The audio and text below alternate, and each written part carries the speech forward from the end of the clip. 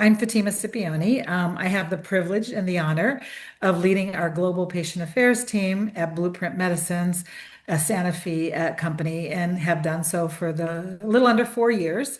And what does that mean, global patient affairs? So, what we're responsible for is ensuring that we are representing our patient community internally as we make decisions as it relates to discovery, development, and commercialization of our medicines. Externally, it's certainly to work with our advocacy community, with our patients, find those symbiotic opportunities, those intersections of where is the greatest unmet need for patients, obviously aligned with the goals for our company. So that is me, and that is what I do. And we are an international team, so we work across the entire globe. So systemic mastocytosis, and we tend to call it SM, a whole lot easier. It is a rare disease. It results from too many abnormal mast cells, and we have mast cells all over our body, accumulating and spreading throughout the body.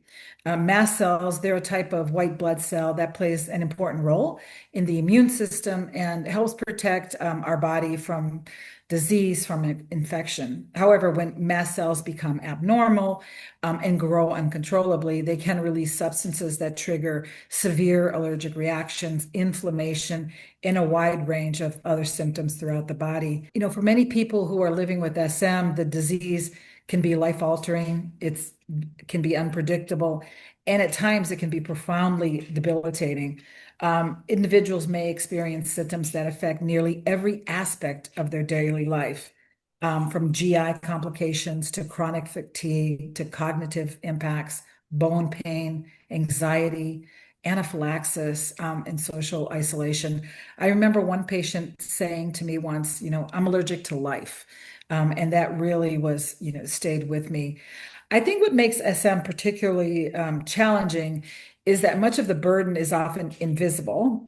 Many people may look well externally while navigating significant physical and emotional challenges every single day. And so, one of the things that we have learned most from working with this community is that beyond managing the disease itself, many individuals are also carrying the weight of not feeling fully understood. And that is part of why that visibility and that storytelling matters so much in this disease. SM is a spectrum of disease. There are people who are living with advanced SM, indolent SM, and somewhere in between. Advanced SM has a worse prognosis and affects the organs of the body, where indolent SM obviously is much more of a chronic disease, if you will. And so there is that spectrum of disease, and there are subtypes that is really important for a physician to recognize and for a patient to understand their subtype as well.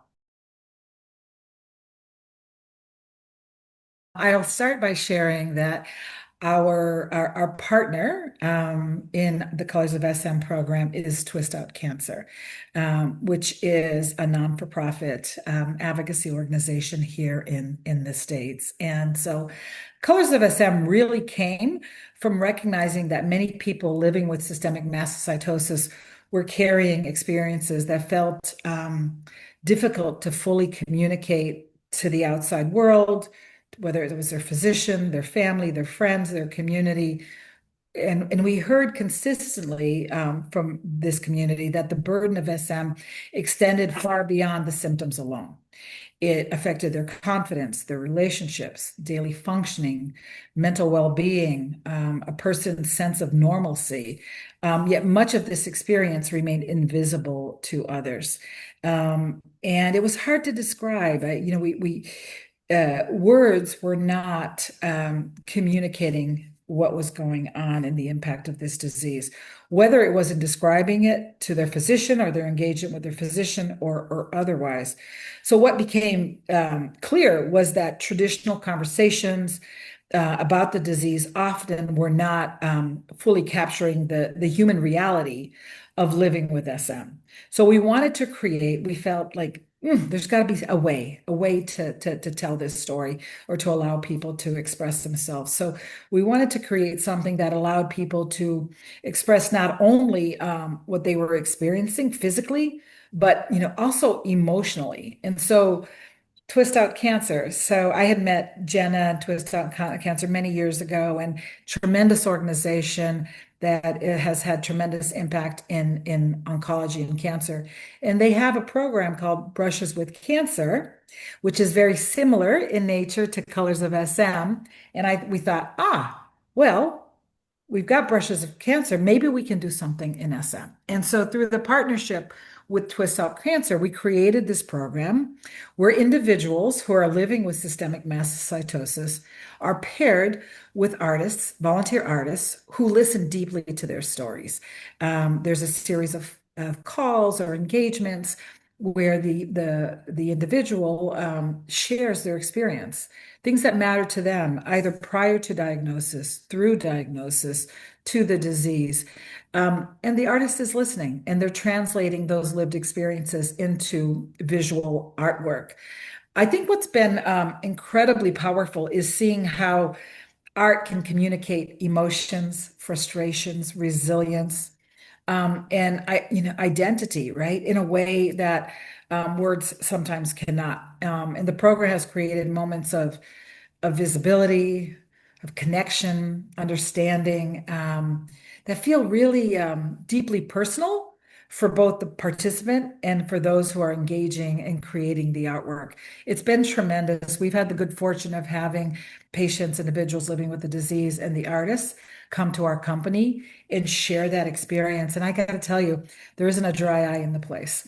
And that's the piece. So that depending on the artist and what their form is, the artwork can take on anything from a watercolor to an oil to sort of this three-dimensional piece where they use materials.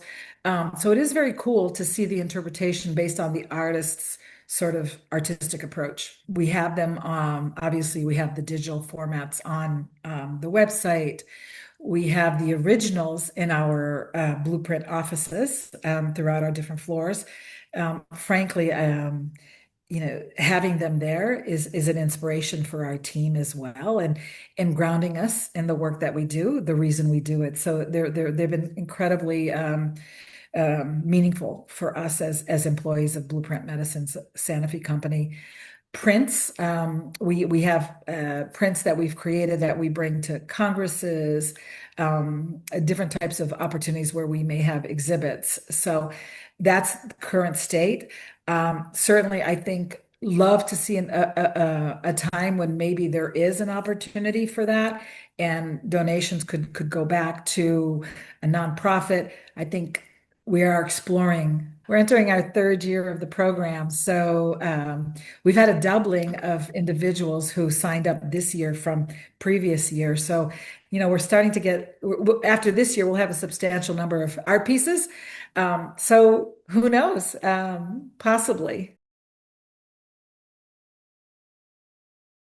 A person who wants to participate, who's living with SM, who wants to participate. So we do have a website. It's managed by Twist Out Cancer, where people can go in. There's an application process. They would fill out the application, and then it would be submitted to Twist Out Cancer. Blueprint Medicines does not have a role in any of the selection of the individuals. That is very much done by Twist Out Cancer, and we want to make sure we're underwriting and we're supporting the program, but we're not influencing any of those decisions.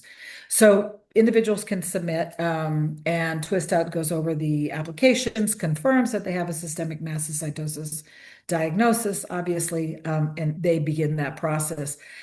Twist Out Cancer has a huge, I'm going to date myself, a huge Rolodex of volunteer artists who have participated in their other programs. And frankly, Jenna, who leads Twist Out, will say when an artist comes into this environment, they just stay.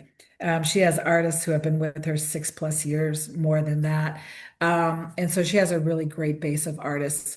A lot of it's word of mouth. I'll give you an example. I knew an artist on the North Shore of Boston. I said, "Oh my gosh, I need to connect him with Jenna." connected him, and now he's part of or becoming part of her world. So she's always on the hunt for new artists. I don't know if there's a formal process to identify artists, but I'm assuming if someone went to the Twist Out Cancer and said, "Hey, I'd love to be an artist," I'd be very surprised if she wouldn't engage in that conversation and find a home for that artist. I think programs like Colors of Sound, I think they remind us of the importance of empathy, visibility, human connection, truly important in rare disease communities, which is where we started our conversation. So I really appreciate the opportunity to share the story of Colors of SM. Really proud of the program. Proud of the impact it is having. One woman that I remember meeting, her name was Vanessa.